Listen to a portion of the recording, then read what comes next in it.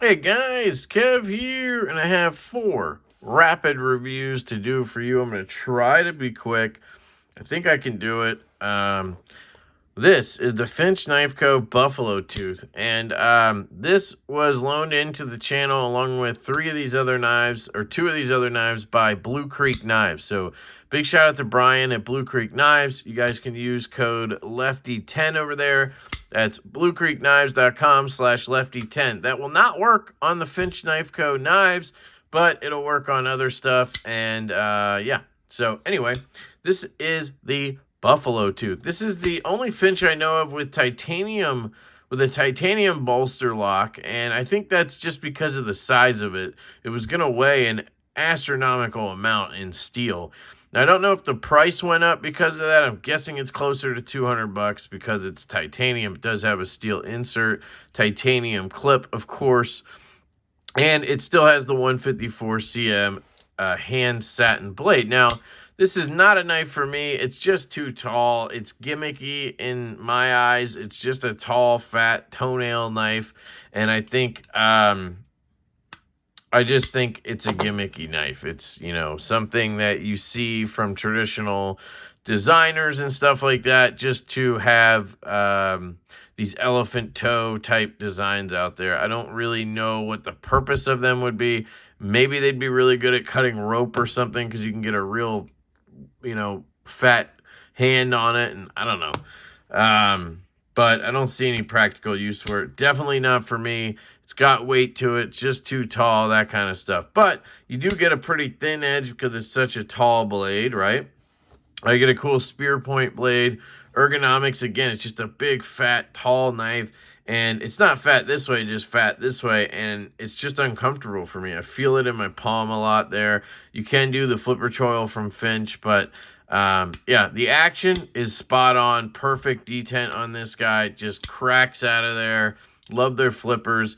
Great lock bar access on this model. We're going to talk about that later on another model, but it's really good for a push button or a light switch, and you can shake it down really good.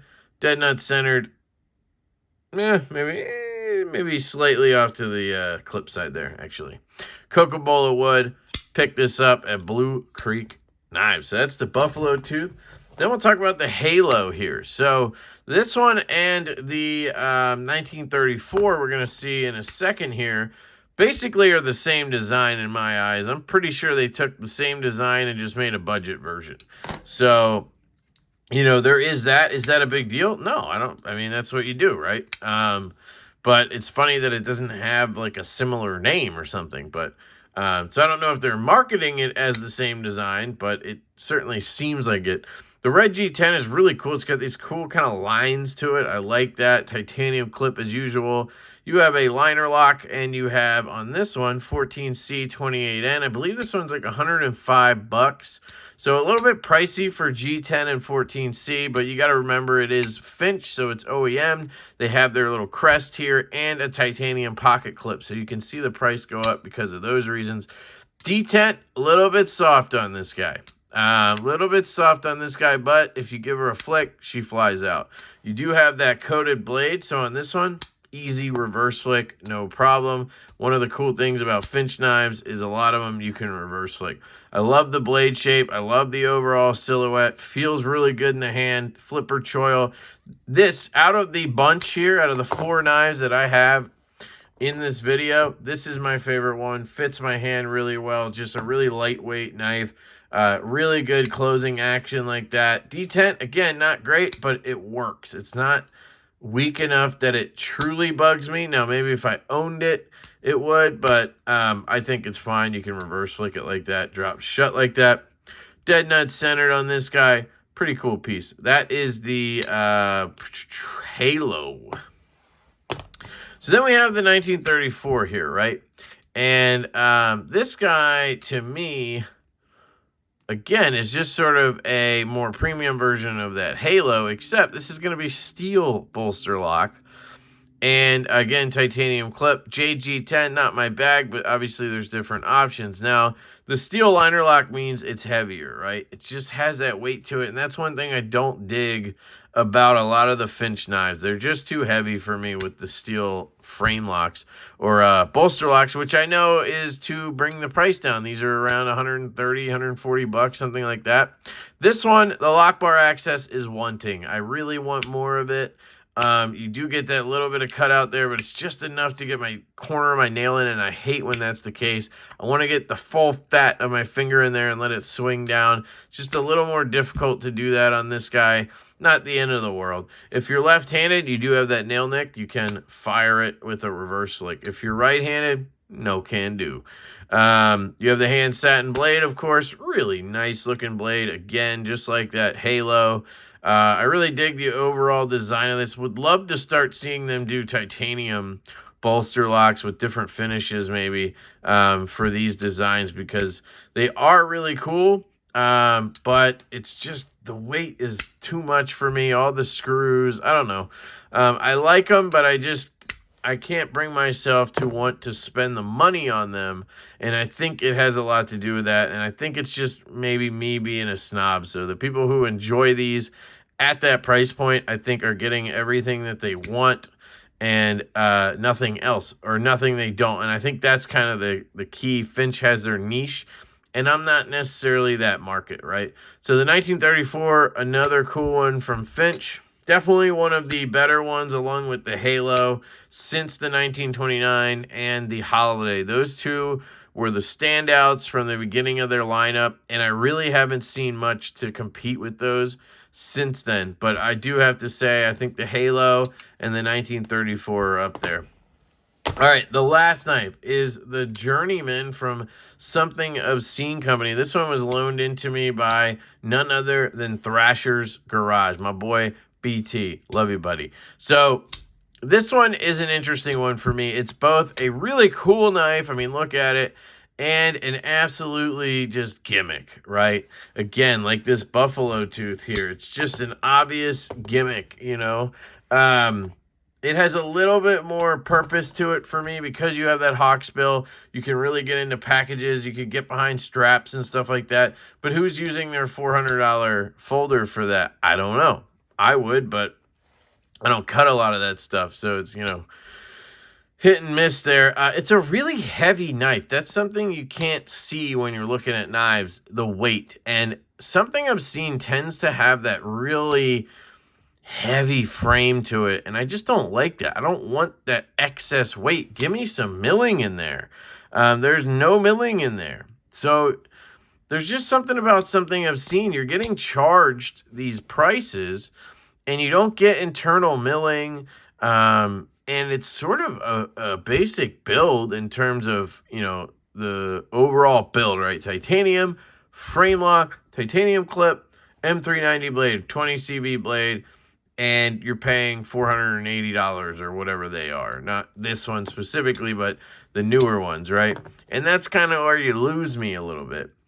I understand when I'm paying $425 for a Sharp by Design, because you have that really cool, unique detent nub design, the amazing chamfering and engineering that goes into these inlays, and the hand satin, and just all of that stuff. I can kind of see where my money's going with that. I just don't necessarily see it with the Something Obscene knives. Now, this is modded by the Knife Modders. So they did this rock pattern to the scales. Pretty sure it comes with the lightning bolt in the hole there, which is cool. You can reverse flick it. Now, I don't know if it came like this or if the Knife Modders rock pattern caused this, but the clip now rests on the frame lock, which is a huge negative to me because left-handed, I want to fleck it. And it's perfectly lined up for me to put my finger, thumb on the clip and fire it with the hole. But I can't because I'm putting pressure on the lock bar. So your only option for reverse flick is right-handed. It does drop shut, really smooth, dead centered after I tighten it up a little bit. Good detent, I mean, perfect detent, great flipper tab. Another thing Something Obscene does is these downward flipper tabs, which I like sometimes, and other times when I have sweaty-ish hands, I hate it because I'm like falling off, as opposed to a flipper tab. This one's a little bit angled down, but more flat, as opposed to one that's kind of flat with jimping that catches your finger like that. This, you're dragging down, and if you slip off, you know, it's easier to slip off. So, I don't know. I really like this knife. This is the Journeyman. It's something I've always wanted to try. It has that hawksbill blade, but much like many things, it seems like in the knife world, there's knives and stuff that I really am interested in. I want to try. And by the time it gets to me, I'm kind of over it. I'm over the brand, or I'm over the model, or I'm over whatever it is. And it tends to happen to me. And this is a model I always wanted to check out. I've always wanted one of these. But now I'm kind of glad I never actually put the money into it and hunted one down. I think they're pretty hard to find on the secondary and expensive.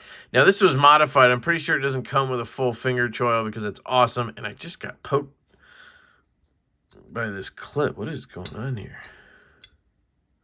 Is it just, there's just bad luck or something? I slid across. I don't know. Something poked me there. Anyway, very comfortable in the hand. This is one of Thrasher's favorite knives. It's in his logo now, so I totally get it. I really like the knife. I'm noticing a lot of sharp corners. This corner right here is kind of sharp. Again, I don't know if this is Knife Modders because they modified it, or if it was like that, but some of these corners are really sharp. They should be chamfered off. But anyway, that is the Journeyman. Cool knife. Really cool knife. Not trying to take anything away from it. Love the hawksbill. I've always wanted a really nice hawksbill in my collection. And this is really the only one out there. So, you know, I do love the lightning bolt hole, all that good stuff. And then you have the Halo from Finch, the 1934 from Finch, and the Buffalo Tooth from Finch. Go check out bluecreekknives.com/lefty10. Again, code does not work on Finch knives, but the code will work on anything else you pick up with your Finch knives. I suggest you pick these up because I think he has what he has, stock of these, and then these are gone. I don't know what he has left of these three models, but they are cool. I really like the Halo. So I do recommend this one. I think this is a great kind of like birthday pickup or holiday pickup for somebody like your dad or whoever. $105. You get a really cool G10 knife with 14C. They get the glow-in-the-dark crest, titanium clip. It's like, it's got a lot of the premium feel to it for $105. And, you know, your dad's not going to care that it's 14C 28N or whatever. So, I don't know. Let me know what you guys think below. Shout out to Brian from Blue Creek Knives. And shout out to Thrasher's Garage. Go check out his channel. He's killing it. I love you guys. I hope you have an absolutely fantastic day. And I will catch you later.